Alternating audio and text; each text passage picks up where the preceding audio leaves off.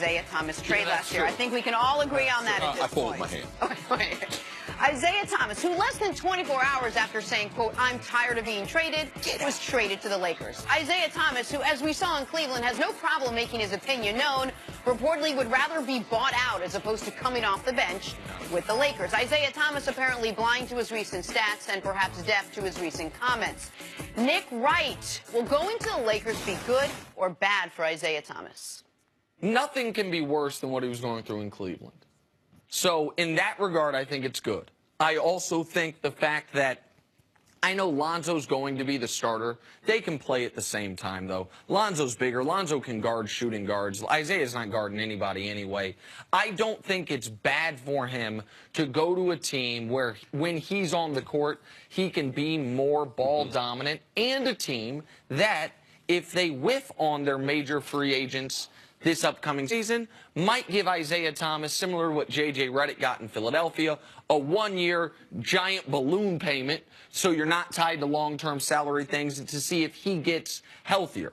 Now, how is Isaiah Thomas going to deal with, this is his fourth team in the last 4.5 years, how is Isaiah Thomas going to deal with the emotional trauma of, remember when he was asked about, when he was still a Celtic, his pending free agency, and he said, oh, they're going to have to back up the Brinks truck. Well, that Brinks truck got robbed, and when it's showing up to your house, there's not a lot of money left. It's now a Fiat. Yeah, I mean, how's he going to deal with that? And not to, speak the name that shall not be spoken, but Isaiah Thomas, LeVar Ball, collision course. How he is going to deal with that when he plays the same position as Lonzo. None of this is ideal for Isaiah. None of the last few months has been ideal for Isaiah. And he has done, some of that has been self-inflicted, some of that was totally beyond his control.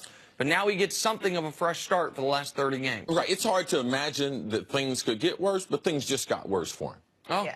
Oh, things just got a lot worse. Because now you talked about, okay, what could be worse for him?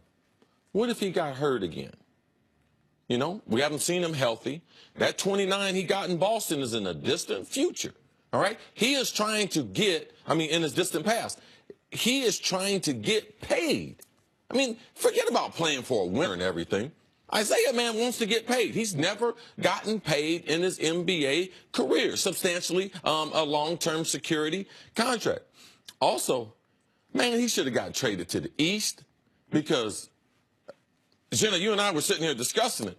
There's some names in the West that I'm concerned about him facing. He's got to play basketball in the West. He has to guard against guys like Damian Lillard and Russell Westbrook and Steph Curry. Ooh. And all of these guys that are so much harder than who he was guarding when he wasn't really guarding in the East with Cleveland. Another one, James Harden and Chris Paul. So you can't hide him when you play the best teams. He can't guard Steph. He can't guard Clay. So he might be able to play, and him having his agent text yesterday, the jump during the show. Rachel Nichols, all caps. Isaiah will not be coming off the bench.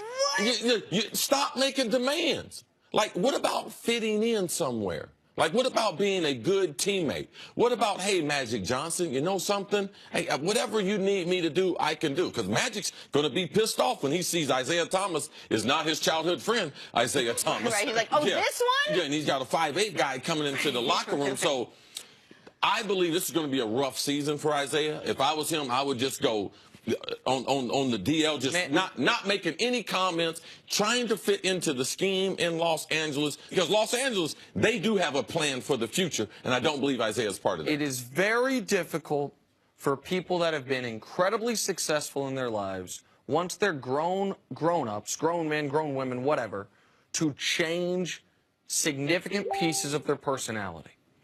Isaiah's bristly, me against the world nature is the only reason a 5'8" guy can be in the NBA and ever play at a high level. That chip on his shoulder is never going away. That chip on his shoulder, though, is only palatable when he's playing well. Well, Instead, he's still hurt, and he's got the money hanging over him, and what he feels like is a betrayal from Boston. All those things work against him in what could end up being a sad story.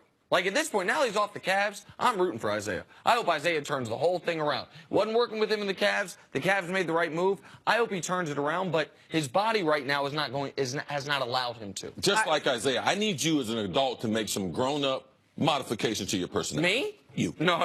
Meanwhile, he's It's been worked there too for well 5 me. minutes. He's already made a point. Coming up, will the new pieces help the Cavs keep LeBron? We'll dive into that, break it down next. First things first.